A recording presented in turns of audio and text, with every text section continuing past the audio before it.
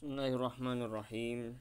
Kita melanjutkan pembahasan kitab Jauharul Maknun dalam ilmu balaghah, dan yang fan ke pertama yaitu fan ilmu ma'ani. Saat ini kita menggunakan bahasa Indonesia agar cakupannya lebih luas. Al-babul awal. Bismillahirrahmanirrahim. Alhamdulillahirabbil alamin wa bihi nasta'inu ala umuri dunya waddin. Assalatu wassalamu ala asyrafil anbiya'i wal mursalin wa ala alihi washabihi ajmain. Qala al-muallif wa hadzal kitab rahimahullah nafa'ana bihi wa bi ulumihi wa bi barakatihi fid dharain. Al-babul awal, bab yang pertama, ahwalul isnadil khabari, mengenai tingkah atau keadaan isnad khabari. Al-hukmu bis salbi awil ijabi isnaduhum wa qasdu zil khitabi. Untuk kitabnya Jauharul Maknun halaman 33 dan 34, 35 sampai 36. Bait pertama 36. Al-hukmu bis salbi awil ijabi isnaduhum wa qasdu zil khitabi. Al-hukmu, adapun hukum, bis salbi awil ijabi, bis salbi dengan hukum salab. Hukum salab itu meniadakan, awil ijabi atau penetapan, isnaduhum itu isnad menurut para ulama, khususnya ulama balaghah, atau disebut juga isnad khabari. Jadi yang disebut dengan isnad adalah menghukumi atau menetapkan dengan salab atau ijab. Salab itu meniadakan, ijab itu menetapkan. Salab itu kalimat negatif, ijab itu kalimat positif. Secara definisi, al-isnadu itu dhammu kalimatin aw ma yajra majraha ila ukhra bihaitsu yufidul hukma bi anna mafhuma ihdahuma sabitun li mafhumil ukhra subutan aw nafyan. Pada intinya isnad itu ya menghukumi suatu kondisi. Jadi di sana dalam isnad itu ada yang kalimat statusnya sebagai musnad, ada juga statusnya sebagai musnad ilaih. Ada musnad, ada musnad ilaih. Penghukumannya disebut isnad. Contohnya isnad itu amrun jalisun, amr yang duduk. Kalau menggunakan bahasa Indonesia Sunda, amrun ari amr, jalisun eta anu diuk. Amr jalis itu berarti menetapkan hukum duduk kepada amar. Berarti di sini hukumnya hukum ijab atau kalimat positif, menetapkan duduk kepada amr. Lalu contoh kedua, maqama amrun. Maqama tidaklah berdiri, amrun siapa amr.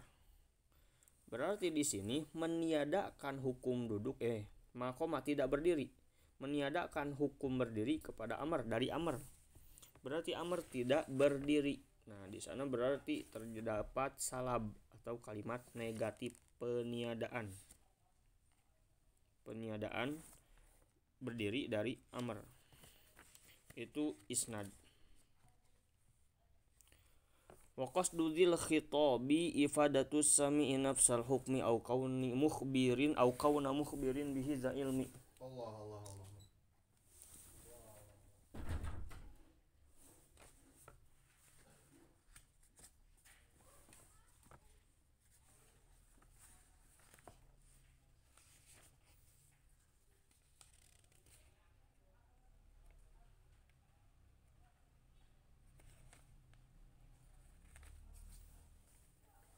Lalu wa qasdu dzil khitabi ifadatus sami'i nafsal hukmi. Tujuan orang berbicara itu ada ifadatus sami, memberi faidah, maksudnya memberi pengetahuan kepada pendengar, nafsal hukmi tentang esensi atau hakikat dari hukum. Au kauna mukhbirin bihi za ilmi, atau pembicara, pemberi kabar, memberitahu kepada pendengar bahwa dirinya mengetahui ketetapan suatu hukum, bihi za ilmi. Fa'awalun faidatun wasani lazimuha inda zawil adhani. Yang pertama itu disebut dengan faidatul khobar, faidatun. Wasani adapun yang kedua, maksud faidatul khobar itu memberi faidahnya khobar kepada pendengar agar mengerti atau memahami suatu berita. Sedangkan yang kedua disebut kelaziman khobar, lazimul khobar atau lazim faidah khobar. Inda zawil adhani, menurut orang-orang yang memiliki kecerdasan. Jadi pada asalnya berita atau khobar itu disampaikan karena salah satu dari dua tujuan. Ada dua tujuan kita menyampaikan kabar atau menyampaikan suatu berita, menyampaikan apa saja ungkapan. Yang pertama, memberi faidah kepada mukhotob. Mukhotob itu lawan bicara, tentang hukum yang dikandung oleh kalimat itu apabila memang belum mengerti. Jadi ada seseorang belum mengetahui suatu hukum, lalu kita beritahu hukum apa saja. Belum mengetahui informasi, lalu kita beritahu. Itu faidah yang pertama dari khobar. Lalu yang kedua, memberikan faidah kepada mukhotob, kepada lawan bicara, bahwasanya mutakalim atau pembicara itu mengerti juga tentang hukum yang diketahui oleh mukhotob. Jadi si lawan bicara sudah mengetahui informasi, lalu pembicara itu mengungkapkan informasi bukan untuk memberitahu, tapi untuk menjelaskan, menceritakan atau memberi pengertian bahwa pembicara itu sudah mengetahui apa yang diketahui oleh mukhotob. Seperti perkataan Anda kepada seorang murid yang merahasiakan kelulusannya dalam ujian. Lalu Anda mengetahui dari jalan yang lain, anta najahta fil imtihan, engkau lulus dalam ujian. Nah, murid itu tahu. Murid itu sudah tahu bahwa dia lulus. Ujiannya lulus.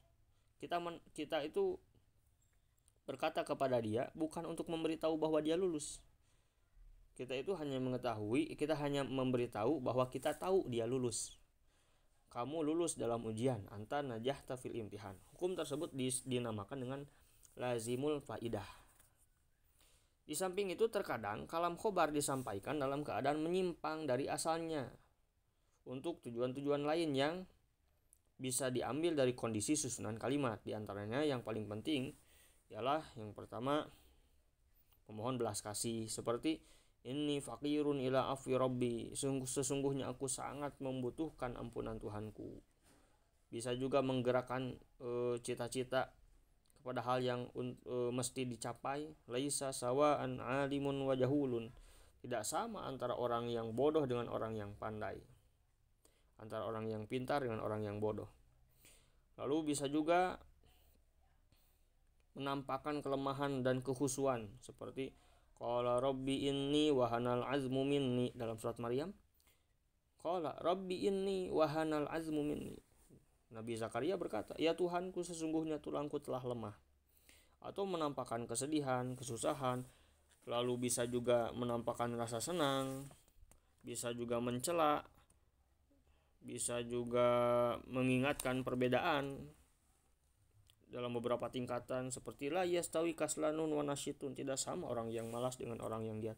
Jadi banyak perbedaan-perbedaan, banyak faidah-faidah di samping yang pokok tadi. Jadi tujuan asli khobar adalah menyampaikan informasi pada orang yang belum tahu. Itu khobar, ifadatus sami disebutnya. Atau bila orang lain tersebut sudah tahu tentang informasi itu, or seseorang sudah mengetahui informasi, maka tujuan khobar untuk menunjukkan pada orang lain bahwa si pembicara atau pembawa informasi juga tahu tentang informasi itu. Itu disebut lazimul faidah. Tapi terkadang mukhotob atau lawan bicara yang telah mengetahui informasi diperlakukan seolah belum tahu, seperti nanti dalam bait selanjutnya, yaitu bait ke-38 dan seterusnya.